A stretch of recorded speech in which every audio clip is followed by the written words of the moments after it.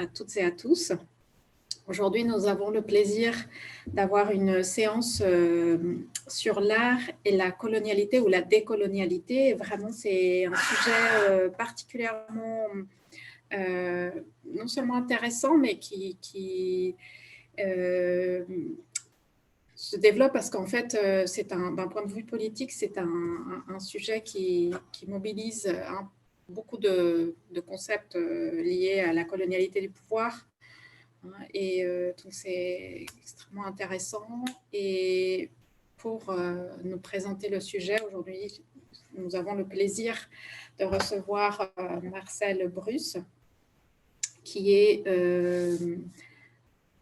a fait des études en relations internationales à la faculté de sciences politiques à l'UNAM, à l'Université nationale de Mexico, qui est l'une des grandes universités du Mexique, sinon des plus importantes. Et après cette formation, Marcel Bruce est arrivé en France avec une bourse Erasmus Mundus pour travailler à Lille dans un master de relations interculturelles plutôt, et à travailler plutôt sur la question des politiques culturelles. Et là, actuellement, elle est doctorante, elle est en fin de thèse. Elle travaille sous la direction de Michel Guillemont sur la question de la décolonialité dans les arts en Amérique latine à partir de l'expérience de la Colombie.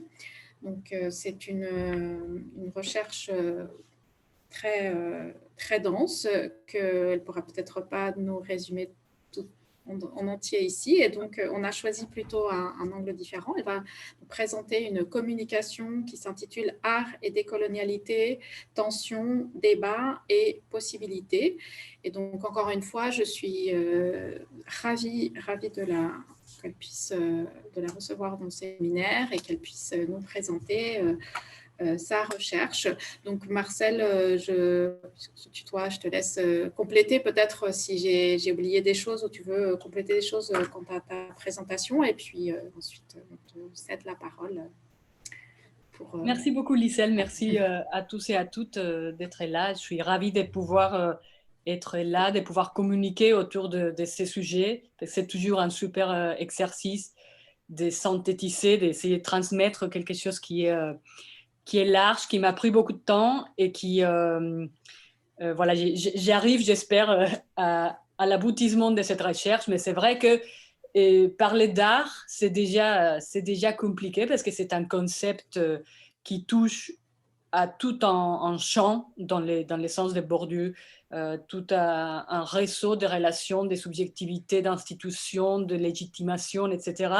Donc, je vais commencer par vous partager mon PowerPoint.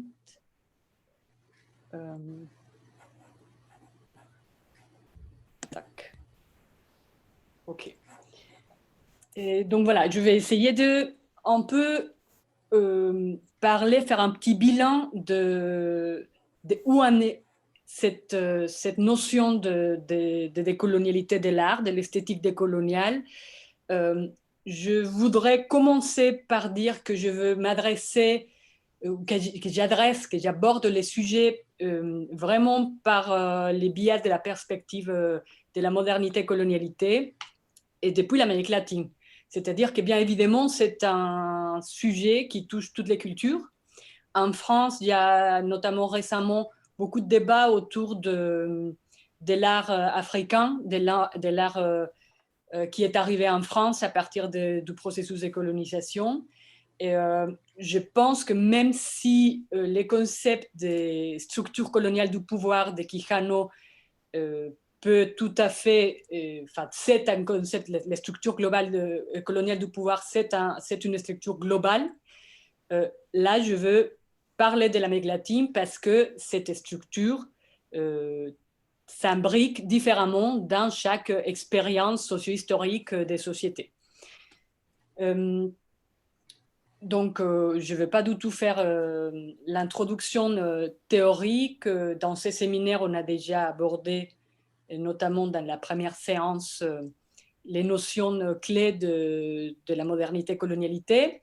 Juste commencer par dire que dans les structures coloniales du pouvoir, donc moi, j'ai choisi d'utiliser structure comme traduction. Vous savez, Quijano utilise le mot patron, Mignolo utilise le mot matrice, donc c'est intéressant, les patriarcats, enfin, père, mère. Moi, je pense qu'en français, structure marche bien. Quijano nous disait que c'est une structure coloniale qui administre, contrôle, reproduit la vie dans 5 aspects fondamentaux. Le travail, et donc évidemment le capitalisme, la façon de distribuer le travail entre capitalisme et esclavagisme à l'époque de la colonisation, féodalisme dans les mêmes systèmes capitalistes mondiaux, la nature et les ressources, les sexes et la production avec la famille patriarcale, hétérosexuelle, etc. Subjectivité, intersubjectivité, l'autorité, l'État-nation. Et tout ça, c'est un maillage des pouvoirs qui s'imbriquent. Il n'y a pas de détermination même ultime. Quand on parle d'art, on parle de quoi? De quel type de colonialité? Donc, les groupes modernité-colonialité, c'est focalisé dans ces temps actifs, c'est-à-dire entre la fin des années 90 et la fin de la première décennie des années 2000, sur 3 grands champs de travail. La colonialité du pouvoir, à partir notamment des travaux de Quijano, la colonialité du savoir, à partir notamment des travaux de Mignolo, et la colonialité des lettres, que même si la notion a été forgée par Mignolo, c'est clairement sur la base des travaux d'Enrique Dussel et la philosophie de la libération qui conçoit l'altérité dans l'ontologie de la philosophie. Alors, l'art et l'esthétique, elle est où? Elle est un peu partout. Et c'est ça la première complication de ces sujets. Si on parle de l'esthétique, on va parler un peu de l'ontologie de celui qui sent, de la sensibilité. Si on parle de l'art en tant qu'œuvre d'art, et évidemment des institutions de circulation de l'œuvre d'art, on va parler de la colonialité du savoir et les politiques publiques et institutionnelles, on va parler de la colonialité du pouvoir. Donc l'art imbrique un peu dans tous les différentes échelles les structures coloniales du pouvoir. Quand, dans les groupes modernité-colonialité, la question commence à se poser, où est l'art et l'esthétique dans cette structure coloniale du pouvoir? C'était en 2003 et c'était dans le cadre du doctorat d'études culturelles latino-américaines. C'est vraiment un des pôles les plus importants de recherche et de réflexion autour de ces apports du groupe modernité-colonialité. C'est un doctorat qui a lieu à Quito, en Équateur, à l'université andine Simón Bolívar. Et c'est un afro-colombien, un artiste afro-colombien qui faisait son doctorat à cette époque-là, qui a commencé à poser cette question-là. Une petite chose juste de contextualisation, parce que le rôle de ces doctorats, c'est vraiment très important dans la circulation de la théorie décoloniale, si on peut la nommer comme ça. C'est qu'en Amérique latine, jusqu'à très récemment, et peut-être à l'exception de quelques grands pays comme le Mexique ou le Brésil, mais même pas, il n'y avait pas de docteurs. Les doctorats n'étaient pas développés et les corps enseignants aux universités venaient d'avoir une expérience de pédagogie importante depuis des années, mais les diplômes des docteurs n'étaient pas une condition parce qu'il n'y en avait pas. Depuis les années 90, ça commence à se développer évidemment dans les cadres du marché académique, des rankings, etc. Les universités commencent à devoir avoir un certain quota des corps enseignantes avec un diplôme docteur, et les doctorats commencent à se développer. Et pour ne pas faire que tout le monde parte aux États-Unis ou en Europe, il y a eu quelques doctorats qui ont commencé à se développer en Amérique latine, dont ces doctorats d'études culturelles latino-américaines créés par Catherine Walsh, et qui invite une énorme partie de membres de ces groupes colonialité, modernité. Je dis ça parce que quand je dis les doctorants de ces doctorats, c'est souvent des enseignants depuis longues années d'autres universités de toute l'Amérique latine, notamment de l'Amérique du Sud, qui viennent se former, qui mettent en poste leur contrat à leur université, qui viennent se former pour revenir après en poste. C'est souvent des gens qui ont des responsabilités de direction des masters, de direction des licences. Donc, ça aide évidemment à après développer et transmettre la réflexion décoloniale. Alberto, okay.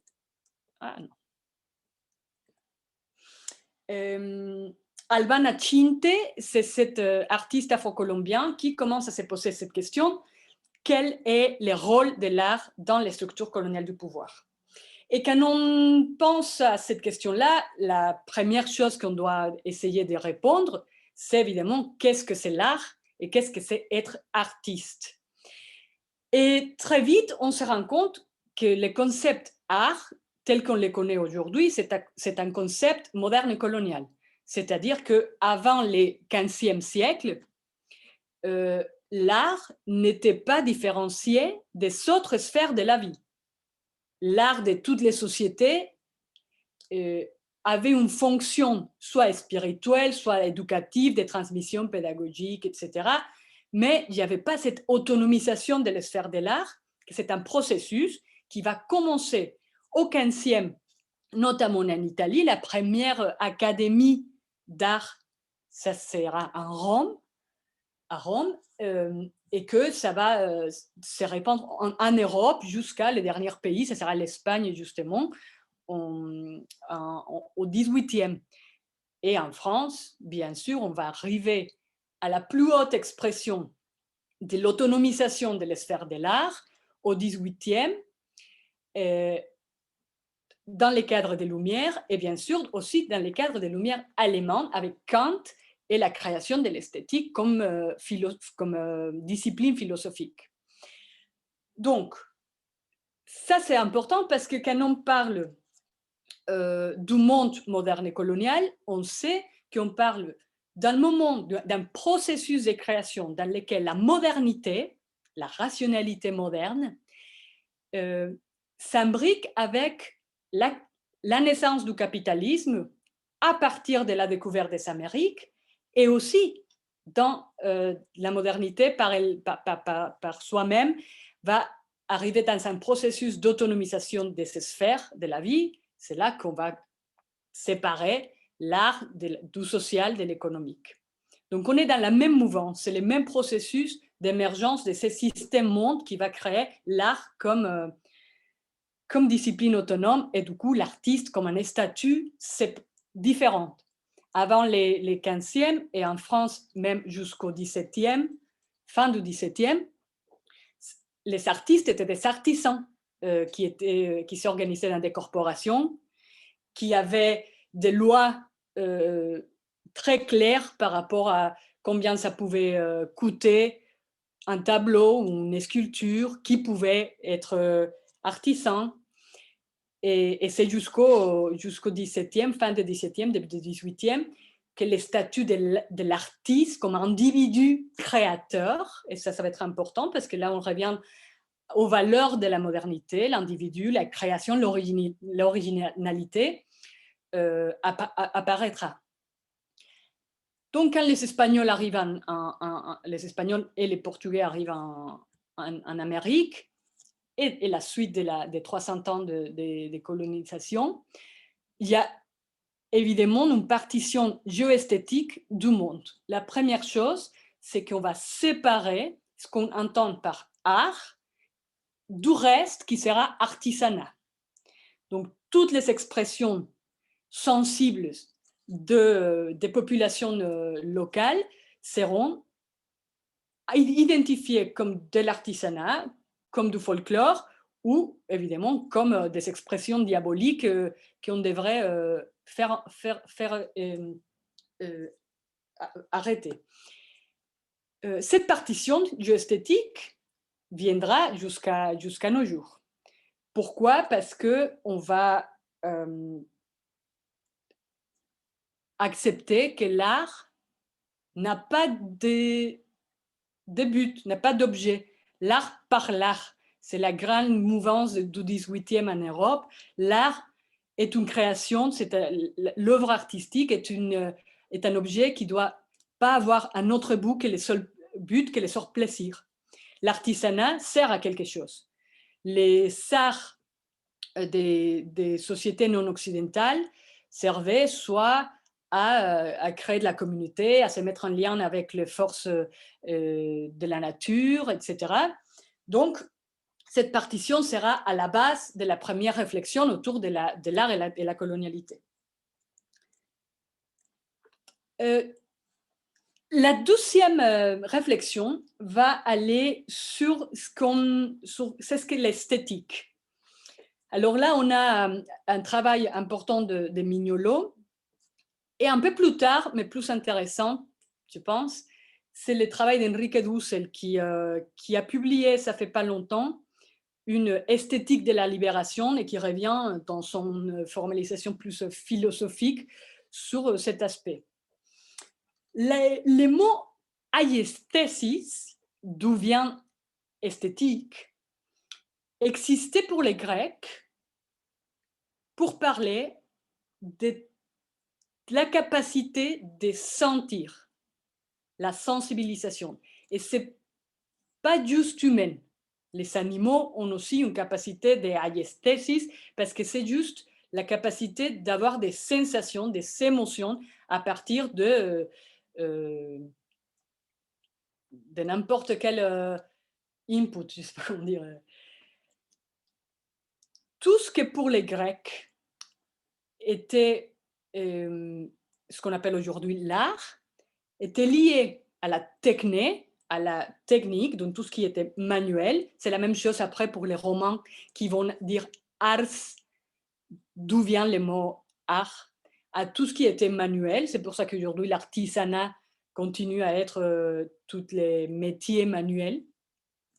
Et pour les Grecs, ce qui touchait à une émotion non rationnelle, c'était la poiesis. Donc la poiesis vient de l'œuvre. C'est vraiment une création de l'être humain qui va créer une sensation, une émotion, etc. Donc la aiesthesis, il n'y a pas la création de l'être humain, c'est juste la capacité de sentir, et on peut sentir une sensation esthétique, si on prend aiesthesis, juste parce qu'on voit la nature, parce que les couchers de soleil, etc. Tandis que la poiesis part de la création manuelle de l'œuvre d'art, et ça est vraiment humain.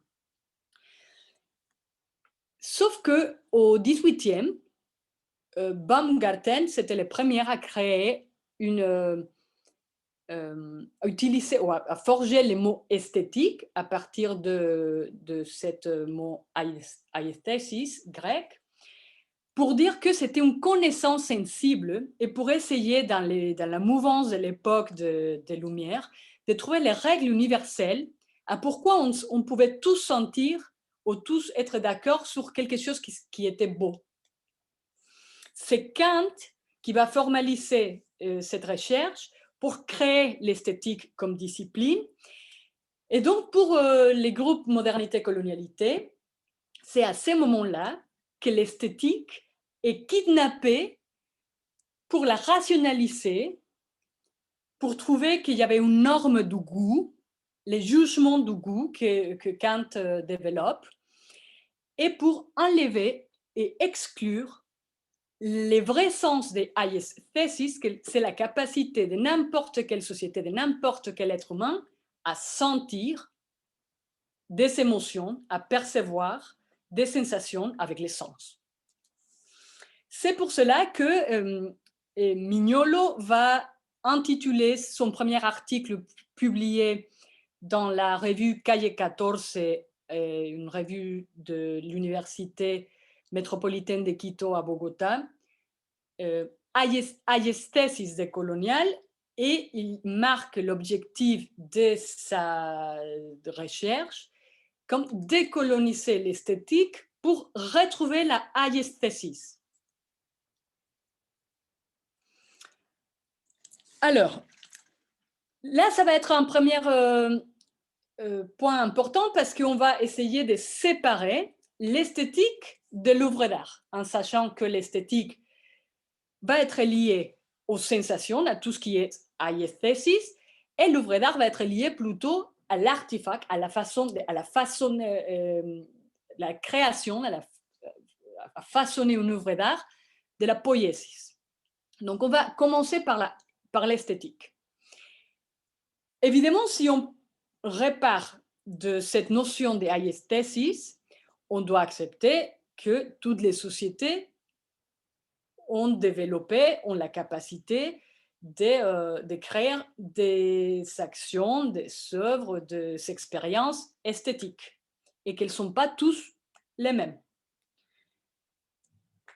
Adolfo Albanachinte, donc c'est Colombien dont je vous parlais, a donc créé les concepts esthétiques de la réexistence, donc pour faire un peu les clins d'œil entre résistance et existence. Elle va les définir comme tous les dispositifs que les communautés... Lui, Albanachinte, comme je disais, il est afro-colombien et il travaille notamment en Colombie avec des populations afro et indigènes. Donc pour lui, c'est les dispositifs que les communautés afrodescendantes créent et développent afin de s'inventer quotidiennement la vie et d'être capable de confronter la réalité imposée par les projets hégémoniques qui les a rendus inférieurs, les a étouffés et les a montrés négativement depuis la colonisation et jusqu'à nos jours.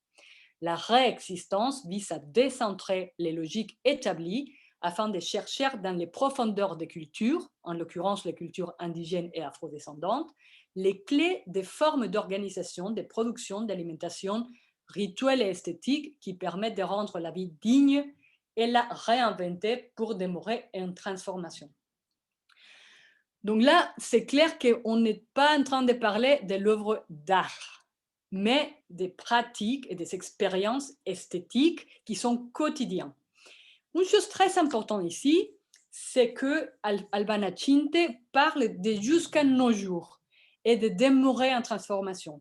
Donc, il ne faut pas tomber sur le piège de penser que les esthétiques de la réexistence, c'est juste les pratiques des communautés indigènes ou afro-colombiennes ou afro-américaines qui viennent depuis les temps précolombiens et que n'ont plus d'actualité.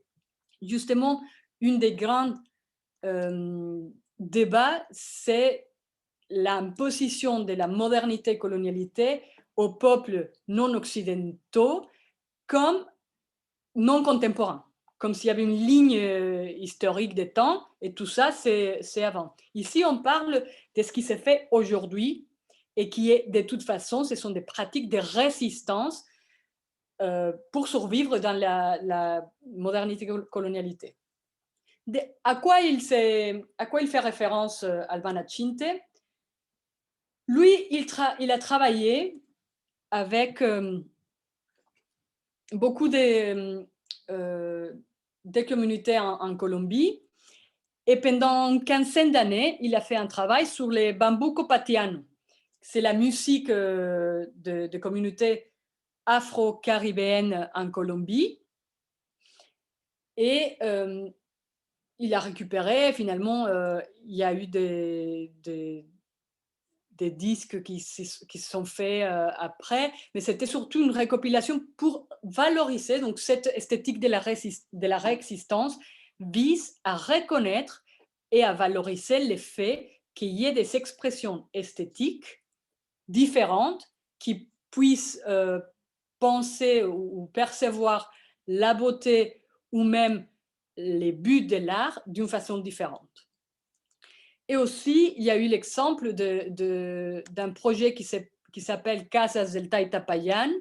El Taytapayan, c'est un personnage mythique très important de communautés indigènes en Colombie. Et il y a eu tout un travail, lui il parle de l'art comme pédagogie, il y a eu des artistes locaux qui ont été accompagnés pour récupérer la culture locale et la transmettre à partir de la pratique artistique. Quel est le problème, ou plutôt la limite de cette conceptualisation de l'art comme pédagogie de la réexistence d'Albana Chinte?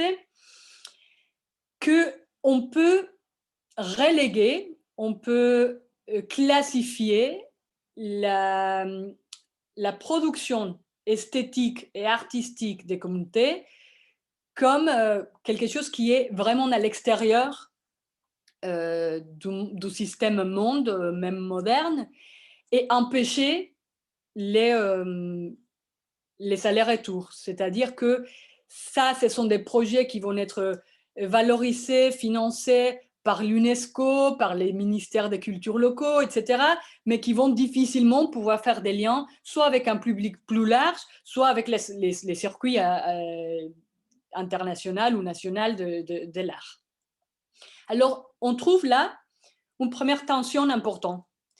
J'ai lu, ça fait très peu de temps, un entretien sur la revue Minoritaire de décembre.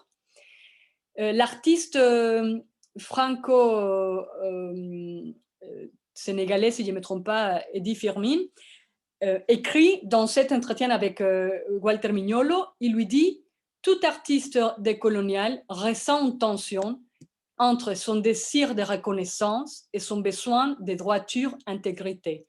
S'aligner sur la pensée décoloniale, c'est être conscient que faire ce qui est juste est plus important que la reconnaissance. Mais tout de même, nous devons réexister dans une famille, un groupe, car l'isolement signifie la mort.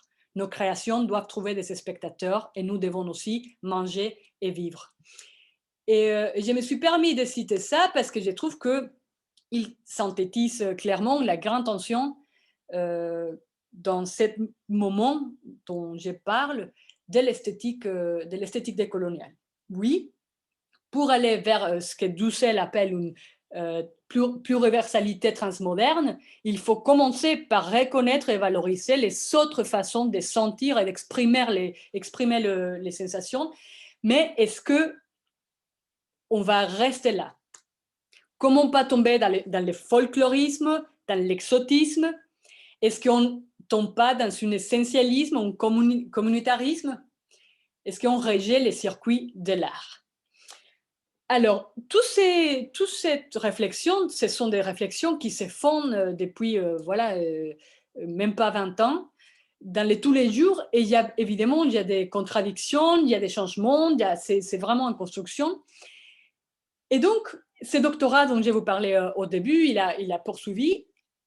Albana Chinte, il est devenu prof, il a eu son doctorat, il est rentré en Colombie, et il est devenu prof invité de ce doctorat. Et en 2009, il a voulu soutenir une génération de chercheurs de toute l'Amérique du Sud qui s'intéressaient à cette question de la colonialité de l'art. Et on connaît cette promotion de 2009 parce que des 12 ou 15 étudiantes doctorantes qu'il y avait, 6 étaient focalisées sur la recherche de la colonialité de l'art. Et c'est à partir de ce moment-là qu'on va voir un deuxième développement de la recherche, notamment par Pedro Pablo Gómez, que c'était le directeur de la formation de la licence en art de l'université Francisco de Caldas de Bogotá, et qui est doctorant et qui rencontre Walter Mignolo, qui deviendra son directeur de thèse. Pedro Pablo Gómez, tout de suite, il propose à Walter Mignolo d'essayer de mettre tout ça à l'épreuve de la pratique et d'essayer de conceptualiser la décolonialité de l'art, non seulement comme une pratique de aiesthesis, comme une pratique de réexistence, mais aussi dans les champs de l'art. Et c'est là où on va commencer à penser à décoloniser les champs de l'art comme champs institutionnels, modernes, coloniaux. Cette partie va être focalisée dans des interventions muséales et d'exposition, c'est-à-dire travailler dans l'institution moderne du musée, à partir des œuvres d'art. Donc là, on va travailler pas seulement sur la aiesthesis, mais sur la poiesis, l'œuvre d'art, et les discours. Ces discours qui vont essayer de dévoiler la colonialité cachée derrière la modernité du champ de l'art. Donc l'idée, ce n'est pas de rejeter les institutions modernes, mais justement de prendre les espaces pour dévoiler que ces institutions ont joué aussi un rôle dans la modernité colonialité et qu'il y a eu des décisions d'exclure certaines façons de faire d'art, etc. La prochaine question qu'on va se poser, c'est est-ce qu'il y a des artistes décoloniaux ou décoloniaux? Edwin Frémin disait les artistes décoloniaux.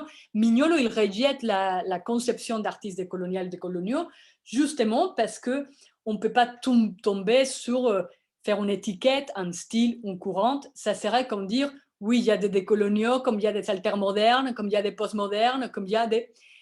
et finalement, c'est très important, je trouve, pour un artiste, de ne pas acheter une étiquette, pas se montrer sur une étiquette qui va plutôt cloisonner son expérience, sa pratique artistique, plus que d'autres choses.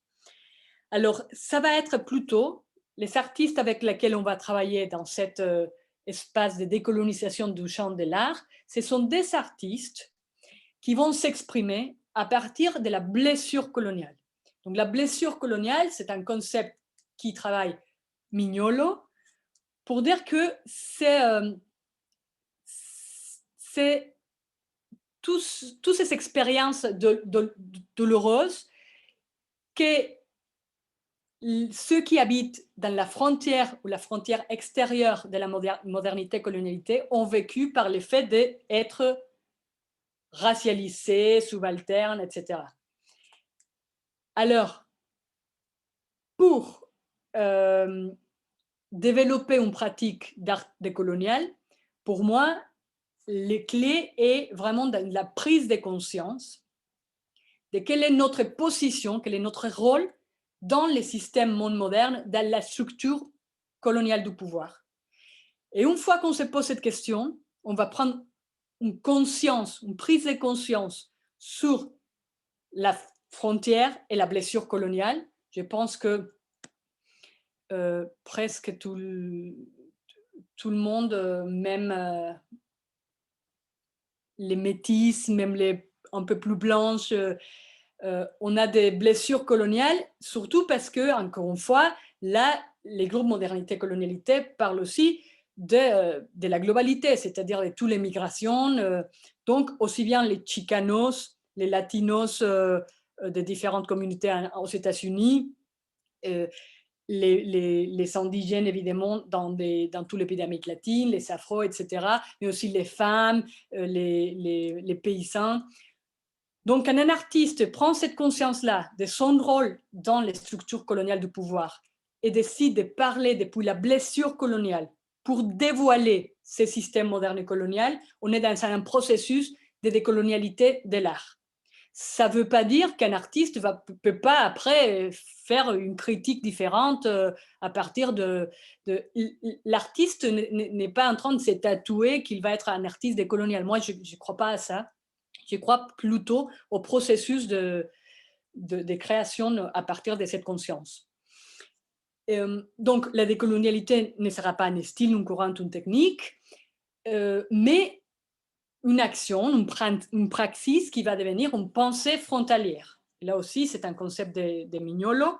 Mignolo parle de la pensée frontalière forte, pour les gens qui ont vécu vraiment la blessure coloniale, et la pensée frontalière faible pour les gens qui, même habitant dans les frontières internes, donc dans l'Empire, peut développer une conscience et une empathie sur la modernité colonialité et peut aussi développer une pensée frontalière, même si elle sera faible.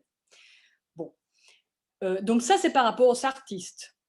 Mais dans les champs de l'art, il y a les artistes, mais il y a les institutions, les commissaires d'expo, les critiques d'art qui vont jouer un rôle essentiel.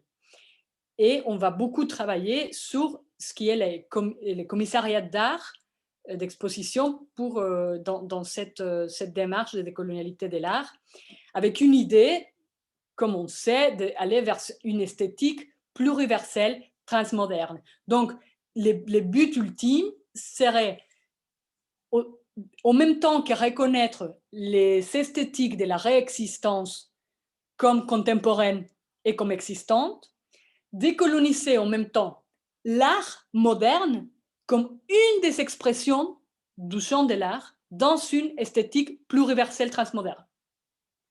Une d'autre, pas la seule, pas la légitime. Donc, quelles sont les expériences? La première exposition qui s'est organisée dans le cadre de cette recherche, praxis, réflexion, c'était l'exposition Estéticas decoloniales, Sentir, Pensar, Hacer en Navia Yala y la Gran Comarca, qui a eu lieu du 10 novembre au 15 décembre 2010, donc à la faculté d'art de l'Université Francisco José de Caldas à Bogota, d'où venait Pedro Pablo Gómez, qui sera co-commissaire d'expo, à El Parqueadero, que c'est une salle d'exposition municipale de Bogota un peu expérimentale, très ciblée sur l'art sonore, l'art vidéo, et au musée d'art moderne de Bogota. Donc ça, c'est important parce qu'on peut tout de suite sentir qu'il y a un vrai besoin, une vraie volonté d'aller chercher les institutions les plus légitimées, comme les Mambo, pour accueillir cette exposition. Cette exposition aura ensuite, 6 mois après, un peu le retour à Duke. Duke, c'est l'université dans laquelle travaille Walter Mignolo, qui est directeur du Centre d'études globales. Donc, Mignolo accueille 6 mois après une deuxième partie de cette exposition en juin. Mais je veux juste pointer quelques aspects intéressants sur l'exposition à Bogota. Donc, il y a ces 3 espaces. Dans ces 3 espaces, on va trouver des artistes, tous des artistes reconnus à différentes échelles, régionales, nationales, internationales, mais il n'y a que des artistes qui s'auto-dénominent artistes, avec une acceptation et une légitimité sur les faits de le statut de l'artiste. Dans les 3 espaces, on va voir une distribution assez claire et on va, je pense, voir les pouvoirs, l'influence de ce qui est l'institution légitime du Mambo. Donc, à l'université, on va voir, par exemple, Benjamin Hakanamijoy Tisoy. C'est un artiste colombien qui travaille sur les expressions. Et là, on va vraiment les expressions esthétiques dans le sens de la aiesthesis de son communauté à partir des canoës que pour son communauté, les canoës sont des personnages avec une vie propre, avec lesquels on communique et on demande, parce qu'on dépend de ces canoës pour évidemment se transporter, commercer, etc. Donc, il travaille sur les objets de sa communauté et de l'espace culturel de sa communauté pour les valoriser en tant qu'objet d'art. On aura aussi, par exemple, Mercedes Angola, qui est une professeure afro-colombienne, artiste et professeure afro-colombienne qui travaille à l'Université centrale de Bogota. Et ensuite, au Mambo, au Musée d'art moderne, on va voir les artistes vraiment les plus reconnus. Donc, on voit bien que la directrice du Mambo a bien voulu accepter une exposition qui pouvait poser certaines questions, même sur les rôles du musée, mais qu'elle a bien gardé quand même que la qualité artistique reconnue de la légitimité des artistes qui allaient se montrer dans cette exposition était garantie. Et notamment, je pense que l'un des plus importants artistes qui ont été exposés au Mambo, c'est Nadine Ospina. Nadine Ospina, c'est un artiste colombien. Et cette pièce-là qui a été montrée, que cette pièce fait partie de la collection du Mambo, il ne s'est jamais autonomé artiste décolonial. Il ne travaille pas les notions de la décolonialité. Et pourtant, je pense que sa démarche est très près de la décolonialité. Lui, il a fait tout un travail, il a beaucoup de pièces un peu comme celle-là, où à partir des techniques précolombiennes, des structures avec la terre, avec l'argile, il essaye, en imitant les techniques des sculptures précolombiennes colombiennes, travailler les symboles du capitalisme, de la globalisation culturelle, de l'homogénéisation culturelle, comme ça. Donc, il y a clairement un questionnement sur quels sont les capitales symboliques et surtout pourquoi une certaine sculpture serait dans les musées d'anthropologie, je ne sais pas quoi, et une autre sculpture comme celle-là serait dans les musées d'art moderne de Bogota. Bon, je vais aller un peu plus vite parce qu'il y a plein de choses que je vais vous dire. C'est juste pour vous dire qu'après ces deux expériences, à Bogota et à Duc, ces noyaux, un petit noyau de gens, des artistes qui travaillaient autour de cette idée de l'esthétique décoloniale se sont réunis et ont créé un manifeste de l'esthétique décoloniale qui a été signé le 22 mai 2011 et dont vous pouvez regarder les signataires. Et sur les signataires, juste vous dire qu'on trouve des chercheurs qui ne sont pas du tout des artistes, comme Walter Mignol, comme Nelson Maldonado Torres. On trouve des commissaires, comme Alana Logward, qui va, et je vais revenir sur le travail d'Alana, mais elle n'est pas artiste, elle est plutôt commissaire d'exposition. Et d'autres qui sont plutôt artistes, mais quelque chose d'intéressant, c'est que beaucoup de ces artistes-là ont aussi un pied à l'université. Pedro Lage, que je vais vous montrer ses travaux, Pedro Lage est aussi professeur, il est un artiste mexicain chicano qui habite aux États-Unis, qui est très connu, mais il est maintenant, depuis plusieurs années, professeur à Duke University aussi.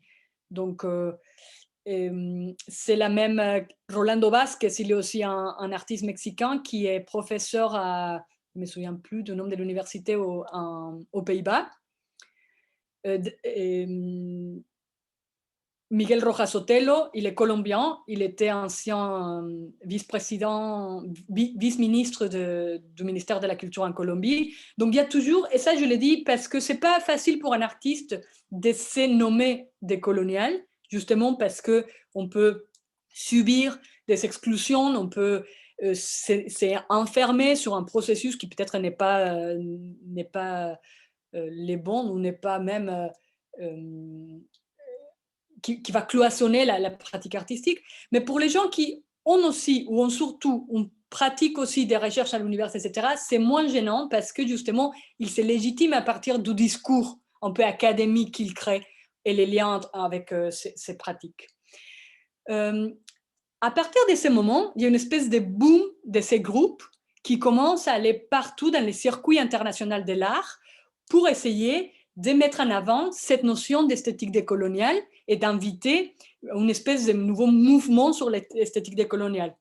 Donc nous savons l'année suivante à la Biennale de La Havane, que c'est l'une des biennales les plus importantes de l'Amérique latine, la 12e la plus la plus ancienne, juste après la Biennale de Sao Paulo. À la Biennale de La Habane en 2012, donc une bonne partie de ces noyaux, Raúl Marquès Ferreira Blanquet, Miguel Rojas Sotelo, Dalida Maria Belfield, Alana Lockward, Pedro Lage et Pedro Pablo Gómez vont faire un panel sur ce qui est les esthétiques décoloniales en Amérique latine. Ensuite, Pedro Lage va être invité à la documentatrice de Cassel, donc vraiment l'événement le plus important du circuit de l'art contemporain au niveau global. Et dans le cadre d'un programme qui s'appelle And, il va y développer un projet de 5 jours de coloniaux en invitant plusieurs artistes, dont vous pouvez voir les noms, sur des impromptus, des recherches, des œuvres, des installations autour de la décolonialité de l'art. Et après, il y a le travail d'Alana Lockward, dont je vais vous parler. Alana Lockward est une dominicaine qui a beaucoup travaillé l'identité afro-caribéenne, même si elle travaille beaucoup l'afro-caribéenne hispanique, mais elle a fait plein de liens avec l'Haïti et aussi les Caribéens des Pays-Bas, Franco, etc. Et elle était basée, elle est décédée en fin 2019, elle était basée à Berlin et elle a créé entre 2012 et 2018 le Bebop Black Europe Body Politics à partir d'un concept qu'elle a développé, les Afropean Decoloniality, et c'est devenu un rendez-vous annuel à Berlin pour mettre en avant, justement, dans cette idée de transmodernité, de pluriversel transmoderne, mettre en avant des artistes qui travaillaient sur l'identité, notamment afro en Europe. Donc ça, c'était entre 2010 et 2012. Il y a eu ce boom avec un noyau très fort sur les esthétiques décoloniales, avec un grand risque. L'idée qu'on puisse identifier une dizaine de personnes qui vont accaparer la notion d'esthétique décoloniale et un peu dire qui est décolonial et pas par rapport à qui utilise les mots esthétique décoloniale. Quand, comme on voyait, il y a des artistes comme Adino Spina qui peuvent avoir des démarches décoloniales conscientes, engagées, et ce n'est pas pour ça qu'ils vont se dire artistes décoloniales. Donc, à partir de 2012, il y a une espèce de creuse où on va voir vraiment qu'est-ce que ça prend, quels artistes vont s'attacher à cette notion, si ça va changer quelque chose dans les musées, etc. En 2015, Pedro Pablo Gómez revient pour faire une exposition à la faculté d'art de l'Université Francisco José de Caldas qui va s'appeler Haceres Decoloniales. Donc, c'est intéressant les choix du mot haceres parce que là, on sort de l'art et c'est l'effet, encore une fois, on revient à ars, à techné, l'effet de faire. Comme Borges disait dans son nouvelle, El hacedor de arte. Et là, il va inviter toute une nouvelle génération, enfin génération pour dire d'une façon, parce que ce n'est pas forcément plus jeune ou plus vieux, d'artistes qui vont développer des démarches décoloniales et quelques-uns qui étaient déjà dans les noyaux, comme Raúl Marquès Ferreira ou comme Martín Alonso Roa. Je vais me focaliser un peu sur Benvenuto Chavajay. Benvenuto Chavajay, c'est le 12e artiste que vous savez là sur le slide. C'est un artiste maya guatémaltèque qui travaille à partir des sensations, des savoirs de son communauté. Et il dit très clairement, le mot art n'existe pas en maya. Ça n'a pas de sens. Du coup, même s'il a été formé à l'université, à l'Académie de San Carlos en Guatemala, en tant qu'artiste, il ne se dit pas artiste en tant que l'art n'est pas une sphère autonome pour son communauté. Donc, il est invité à 2015 dans cette exposition et à partir de ce moment-là, il sera de plus en plus reconnu.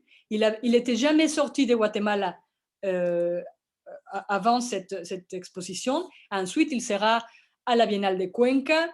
Après, il sera à la Biennale centro-américaine, jusqu'à ce qu'en 2019, il y a une de ces pièces qui sera accueillie au musée Pompidou, au Centre culturel Pompidou, et il sera invité à parler de son expérience. Je voulais juste vous montrer cette première photo. Cette action artistique s'appelle Doroteo Guamuche, pardon. Et ce qu'il fait, c'est qu'il va se tatouer la carte d'identité de cette personne. Cette personne, Doroteo Guamuche, c'était un maya de son communauté qui était les premières guatémaltèques en l'histoire à finir les marathons de Chicago. Et à ce moment-là, quand il est en train de courir, il va finir, il y a un journaliste états-unien qui arrive à l'interviewer. Et comme il ne peut pas prononcer son nom et son prénom, mais parce qu'il s'en fout finalement, il dit « Ah oui, c'est Doroteo Flores ». Et à partir de ce moment-là, comme sur CNN ou je ne sais pas quoi, c'était marqué en bas Doroteo Flores, il est devenu Doroteo Flores, à tel point qu'il y a un stade de sport dans la ville qui s'appelle Doroteo Flores, c'est-à-dire le nom que cet États-Unien lui a imposé et non son vrai nom. Donc, Benvenuto Chavajay a fait toute une performance, toute une démarche pour la récupération de l'identité. Il s'est tatoué la carte d'identité vraie avec les vrais noms et ça est arrivé jusqu'à le fait que même le stade a été renommé après ça. Il a aussi développé, par exemple, une performance à travers les rues d'Antigua à Guatemala où il s'est mis en argile avec tout un travail sur les mythes d'origine des hommes mésoaméricains sur l'argile et justement la contemporanéité, comment l'homme d'argile peut marcher, ça va sécher petit à petit, il va parcourir toute la ville. Donc il y a toujours un besoin, une envie de mettre en avant une cosmovision spécifique à sa communauté. Alors, pour les réflexions sur les perspectives et les réflexions un peu finales. Ah oui, bon, si j'ai le temps, je vais vous montrer une autre chose. Can subalterns speak? Est-ce que les subalterns peuvent-elles parler? Quand j'ai fait la présentation, je me suis rendu compte qu'en fait, la volonté de ces groupes d'esthétique décoloniale de préparer, d'organiser des expositions d'une plus transmoderne n'était pas forcément nouvelle et qu'en fait, depuis plusieurs années, il y a eu dans le monde de l'art tout un mouvement pour essayer de trouver de nouvelles façons de faire qui est dans une conscientisation, disons, de toutes les esthétiques, les populations qu'on avait exclues jusqu'à la fin du XXe siècle. Dans l'historiographie hégémonique de l'art, on pointe 1989 comme le moment où l'art est devenu global. Et on le fait souvent lié à l'exposition Magicien de la Terre. C'était une énorme exposition conçue par Jean-Hubert Martin au Centre Pompidou et à la Villette à Paris. C'est une exposition qui a marqué les esprits et dans n'importe quel livre d'histoire de l'art contemporain, vous trouverez que c'est là où c'était la première exposition, même si ce n'est pas vrai, parce que la troisième Biennale de La Habana en 87, c'était déjà une exposition globale. Mais bon, comme d'habitude, Paris a pris les centres comme les nouveaux moments de l'art. Et dans cette exposition Magicien de la Terre, les paris de Jean-Hubert Martin étaient incroyables pour l'époque. Il a invité une centaine de personnes, dont artistes, mais aussi chamans, sacerdotes, artisans, en disant qui sont les magiciens de la Terre et en essayant même dans les textes qu'il a développés après et pour l'exposition, en essayant de montrer que l'art occidental n'est qu'une expression locale, provinciale, si on peut dire, des pratiques esthétiques. Et donc, il mettait côte à côte des grands hommes de l'art contemporain européen à côté des chamans, etc. Bon, l'exposition a marqué les esprits, mais a été aussi très, très, très critiquée. On peut voir dans ces 2 photos que j'ai choisies. Donc la première, parce qu'il y a eu vraiment des cérémonies rituelles, notamment africaines. Donc, bien évidemment, en France, l'inquiétude de la décolonisation, c'est plutôt dans leur histoire historique et sociale. Donc, c'est plutôt avec l'Asie et l'Afrique. Et il a invité aussi, c'est ce que vous savez là à droite, Joe Coffin. Joe, c'est un Gambien qui construisait des cercueils pour la société gambienne. Quand quelqu'un mourait ou meurt, l'idée c'était que les cercueils étaient dans la forme de quelque chose qui représentait la personne décédée. Donc ça pouvait être une voiture, ça pouvait être une légume, n'importe. Et ces personnes faisaient ça, cet artisanat depuis longtemps. Et Jean-Martin Hubert lui a trouvé et lui a invité.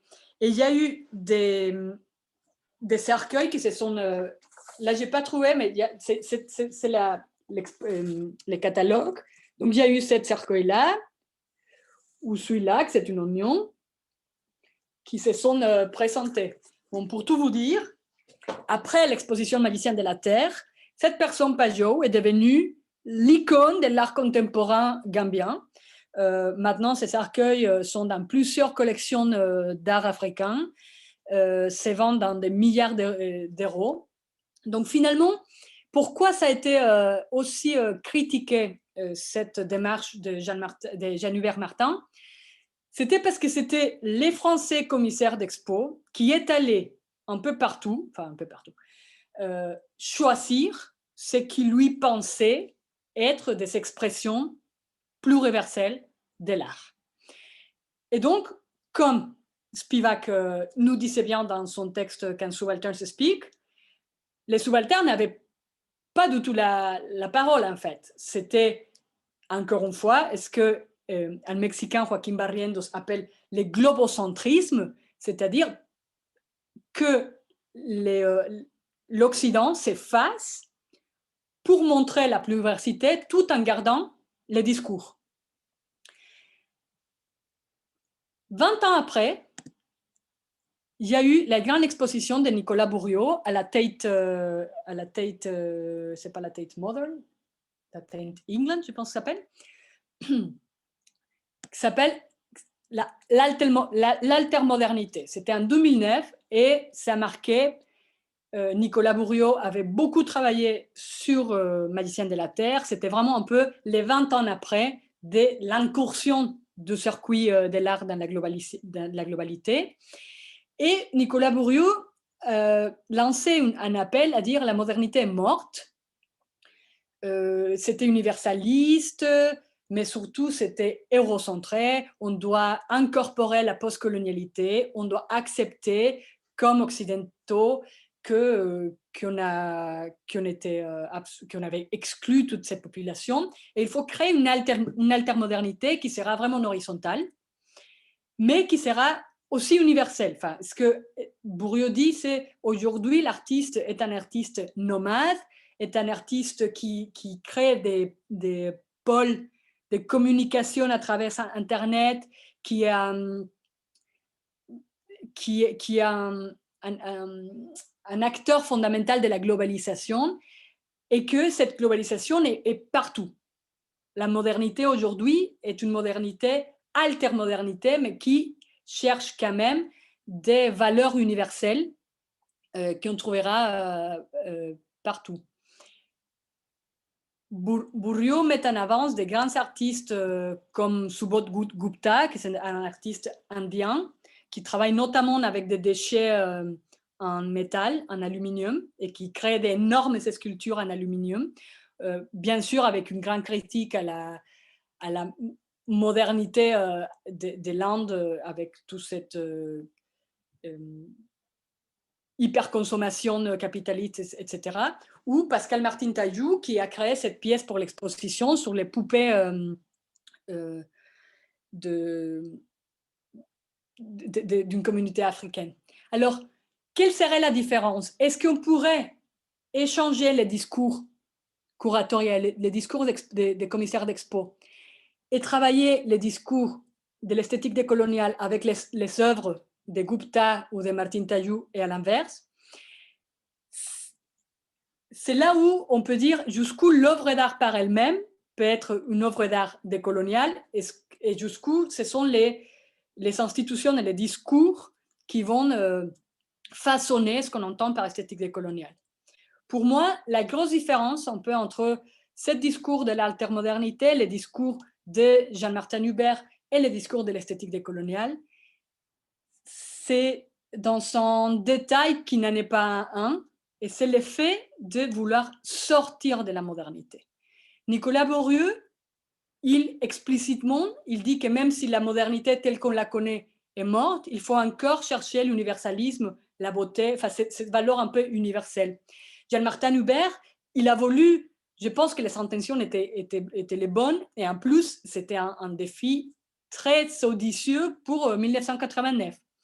Mais il est resté dans son cadre absolument hérocentré, qui est loin de cette idée du pluriversalisme transmoderne. Alors, le but des esthétiques décoloniales, c'est que si bien on va essayer, dans les circuits de l'art contemporain, de dévoiler les rôles des institutions dans la modernité des colonialités, on va vraiment essayer d'accepter que dehors ces circuits de consommation, de réception, etc., il y a d'autres façons de créer les pratiques esthétiques. Et que surtout, quand je dis quand des subalternes speak, c'est surtout que la légitimité de ceux qui parlent doit être mise en avant. Qui exprime et à partir de quel lieu? C'est pour ça qu'aujourd'hui, la plupart il y a beaucoup de musées, notamment en Europe, mais aussi en Amérique latine, qui essaient de travailler la décolonialité du musée à partir de leurs propres œuvres, leurs propres collections, en essayant pas de montrer des artistes ou des œuvres qui viennent de l'autre bout de la planète, mais plutôt quel a été le rôle de cette propre institution dans la construction de la modernité-colonialité, et comment les collections des institutions montrent une politique coloniale qui a façonné notre façon de voir l'art. Voilà, donc je laisse un peu comme ça, je sais qu'il y a beaucoup de questions, mais c'est un sujet qui est aussi très compliqué. Merci beaucoup Marcelle pour cet exposé qui est vraiment passionnant, et j'ai quelques questions à poser. Là, on va ouvrir un peu la partie de la discussion. Je reprendrai peut-être rapidement pour les personnes qui sont arrivées un peu après le début, et des personnes qui peut-être ne seraient pas tout à fait familières aussi du vocabulaire, du lexique des études décoloniales, on va dire, ce que tu as présenté. Alors très brièvement, de dire que ta communication, elle part d'une réflexion et d'une interrogation sur ce qu'est l'art. C'est extrêmement intéressant qu'à partir des études décoloniales, justement, on pose la question de l'art, mais justement pas comme on fait traditionnellement, qu'est-ce que l'art, l'académie ou pas, mais vraiment sa structure interne, qu'est-ce que l'art? Est-ce que l'art, est-ce que tu disais bien, est-ce qu'on peut détacher, est-ce que la sensation, les émotions, parce que l'art d'abord est une expérience qui a à voir avec les sens et les émotions, et puis celle de la création. Donc, ces deux aspects déjà que tu as présentés, ça m'a semblé extrêmement intéressant. Et donc, c'est à partir de cette définition de l'art, de dire qu'en fait, non seulement l'art, il est universel, il est humain, il est partout. Et il existe, enfin, si on le définit ainsi. Alors, la question, justement, de l'approche décoloniale, c'est de se dire qu'à partir donc, du XVIe siècle, et particulièrement, enfin, pour nous, depuis, parce que tu parles depuis une perspective donc d'Abiyaya, depuis les Amériques. Donc, à partir du XVIe siècle, on va décomposer ou défaire ce champ, enfin, cet espace, cet art qui est intégré, en fait, jusque-là. Il n'est pas séparé, il est intégré dans tous les autres espaces de la vie, enfin, on va dire, et notamment la spiritualité, parce qu'art et spiritualité, enfin, ces formes-là, elles cohabitent. Et à partir du XVIe siècle, donc, on va classifier, bon, ce qu'on fait aussi, ce qu'a dit Quijano pour la colonialité du pouvoir et les êtres humains, et bien pour l'art, ça se produit également, donc une classification et une hiérarchisation. Une classification dans la mesure où on va séparer l'art de l'artisanat. Et donc renvoyer l'art et classifier, c'est-à-dire que l'art est supérieur à l'artisanat, aussi cette question de hiérarchie. Et donc l'artisan est celui qui est un peu moins valorisé son travail que de l'artiste, par conséquent. Et puis les arts, une fois même qu'on rentre dans l'espace, dans chaque catégorie, dans la catégorie de ce qu'on appelle l'art, eh bien, on va trouver l'art européen comme art avec un A majuscule, et puis tous les autres formes artistiques ne prétendent pas ou ne peuvent pas prétendre au qualificatif d'art, mais vont être donc de l'art, des arts premiers, des arts primitifs, des arts, enfin que sais-je. Et donc, on voit bien là la structure coloniale du pouvoir dans ces formes de classification et de hiérarchisation.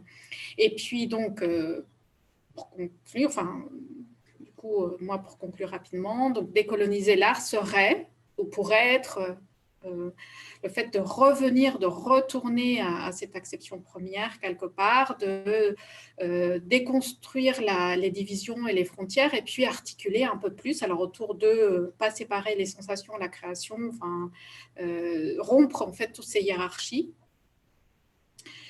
et réintégrer les émotions de la création, mais aussi, comme tu le dis, faire de l'art européen un art une forme artistique parmi d'autres. C'est encore une fois revenir à cette question de provincialiser l'Europe ou revenir d'un point de vue artistique, les espaces, les artistes aussi. Je pense qu'il y a toute aussi cette réflexion dont tu as parlé sur les commissaires,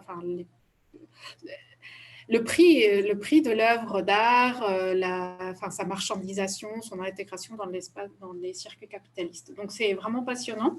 Et je reprenais rapidement, juste pour préciser, pour les personnes qui étaient arrivées un peu après. Donc, j'irai directement, je profite que j'ai la parole, pour te poser deux questions. Alors, la première est, tu as fini en disant donc, toutes ces démarches aujourd'hui de s'interroger en effet sur la place des institutions artistiques dans le processus ou dans la réflexion décoloniale. Qu'est-ce qu'il en est en fait pour les Amériques? Parce qu'en effet, je vois par exemple, je pense notamment au cas belge du musée de Bruxelles, colonial de Bruxelles, où il y a il y a eu une rénovation du musée à partir d'une réflexion autour du colonialisme belge. Mais bon, je ne sais pas, dans les Amériques, mais tu peux prendre le Mexique ou la Colombie, enfin, c'est à toi de... Comment ça se fait? Alors, selon quels axes on réfléchit à ces institutions comme productrices de colonialité? Et puis, ma deuxième question, est-ce qu'on peut parler, en fait, d'œuvres décoloniales? Parce que, en fait, finalement, on peut plus parler d'œuvres d'art si on approche, enfin, je ne sais pas si on prend l'approche décoloniale. Alors, qu'est-ce que serait une œuvre décoloniale? Parce que tu as un petit peu aussi parlé de ça. Bon, voilà, je sais que c'est dense, vaste, mais je lance la discussion par là. Ouais, merci. Je pense en effet que c'est un peu l'attention. Donc, par rapport aux institutions, ouais, le rôle des institutions est fondamental dans les processus de décolonialité. Moi, je les pense un peu comme avec l'écologie. On nous culpabilise en tant qu'individus de ne pas bien trier, de ne pas acheter bio, de ne pas d'utiliser des sacs en plastique, etc. Mais tant que les institutions, les États, tant qu'il n'y ait pas une politique vraiment pour aborder sérieusement ces politiques, même si tous les individus du monde étaient hyper responsables, ça correspondrait à 30% des émissions de carbone. Donc pour moi, c'est un peu pareil. On ne peut pas pointer du doigt les artistes en tant qu'individus créateurs de la décolonialité de l'art. C'est très important que les institutions suivent, notamment les musées et les théâtres, les salles d'accueil public, parce qu'elles doivent d'abord reconnaître leur rôle et comment elles sont reproduites jusqu'à maintenant, la modernité colonialité. Donc oui, au Mexique, bon, en Europe, il y en a en effet, il y a aussi beaucoup de travail sur ça à Vienne, enfin en Autriche et aux Pays-Bas. Il y a une vraie volonté de repenser les musées, aussi bien en architecture même comme espace, mais les collections aussi du musée à partir des réflexions décoloniales. Mignolo, qui est devenu une vraie rockstar du sujet, a été invité un peu partout à Vienne. Il y a eu des traductions des textes de Mignolo depuis 2009. Et il a été invité à la MACBA aussi de Barcelone, qui a créé en 2009 aussi, ou 2008, une grosse recherche autour de la décolonialisation, de la décolonialité des musées.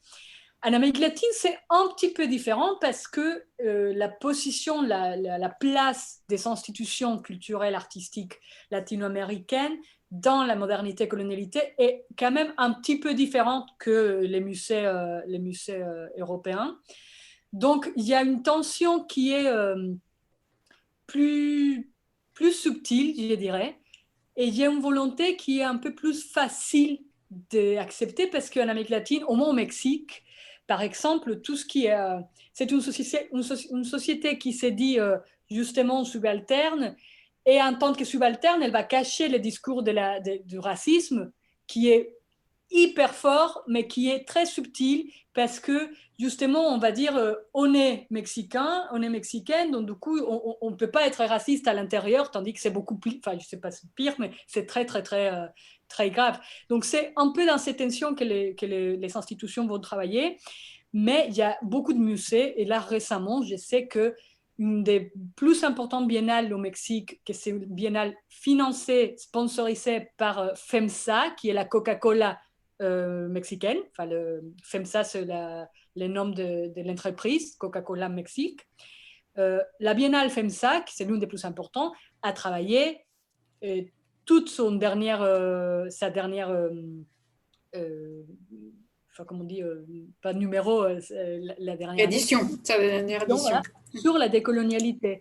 Et avec une chose intéressante qui n'est pas si facile en Europe, et c'est que les commissaires, les chercheurs sont quand même issus du local. On n'a pas à importer comme des experts sur la décolonialité. Mais le Mexique, par exemple, reste un peu attentif à s'identifier avec l'esthétique décoloniale. Aucune des expositions que j'ai vues, il y a eu une autre grosse exposition au musée Jumex. Jumex est aussi l'une des grosses entreprises au Mexique, qui a un grand musée. Ça fait peut-être 300, il y a eu une grosse exposition sur les modernités alternatives et qui parlait des expériences esthétiques latino-américaines depuis les années 60-70. Donc ça aussi, c'est important de dire qu'en Amérique latine, comme dans les sciences sociales, et comme on voit que les groupes modernité-colonialité est aussi le produit vraiment d'une évolution de la pensée entre toute la pensée des libérationnistes des sciences sociales, donc la sociologie de la libération de Falsborda, la CEPAL, le dépendentisme, etc., jusqu'à ce qu'on vient à comment rompre les frontières nationales et s'insérer dans une réflexion globale avec la modernité-colonialité, en art était pareil. En 1975 encore, Octavio Paz, donc notre grand prix Nobel, de littérature, ouais, disait dans son symposium connu comme le symposium de Austin à Texas, il disait que le Mexique, enfin l'Amérique latine, était occidentale, qu'on était l'extrême occident, qu'on ne faisait pas partir de cette histoire de tiers-monde, et que cette particularité d'être l'extrême occident nous avait permis dans les arts de trouver des expressions artistiques excentrées, donc exotiques, et il parle notamment du boom latino-américain en littérature, qui est un peu le précédent du boom des arts plastiques latino-américaines qui aura lieu aux années 90, à la fin des années 90, et qui exotise, enfin finalement, c'est une exotisation, c'est l'incursion dans les marchés internationaux de l'art des œuvres latino-américaines. Tout ça, on doit pouvoir les contextualiser dans le post-colonialisme, les débats entre post-colonialisme, post-occidentalisme en Amérique latine. Et justement, par exemple, c'est Mosquera, un commissaire d'expo cubain qui travaille beaucoup à Londres à la fin des années 98, qui est justement dans la foire de l'art Arco à Madrid en 86, il dit l'art latino-américain ne l'est plus. Il dit que l'art latino-américain est fini et que désormais, on doit parler d'un art depuis l'Amérique latine. Donc, toute cette réflexion-là existe depuis les années 60-70 dans les circuits de l'art en Amérique latine. Chose qui n'est pas le cas en Europe. Donc, c'est pour ça qu'aussi, on peut trouver plus facilement ces genres de débats dans les musées, dans les collections, entre les commissaires d'expo en Amérique latine, avec la difficulté que c'est le même discours sur l'art depuis l'Amérique latine qui va cacher le fait que, par exemple, en Colombie, 0,07% des matriculations afro ou indigènes se fait dans les arts.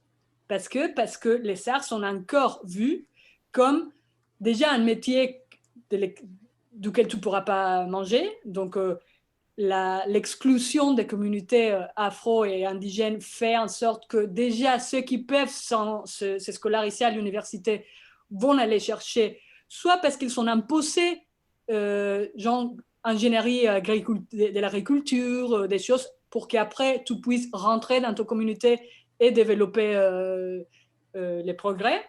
Et soit parce que c'est un concept, cette histoire de l'art, qui est tellement loin des esprits, des cosmovisions autochtones.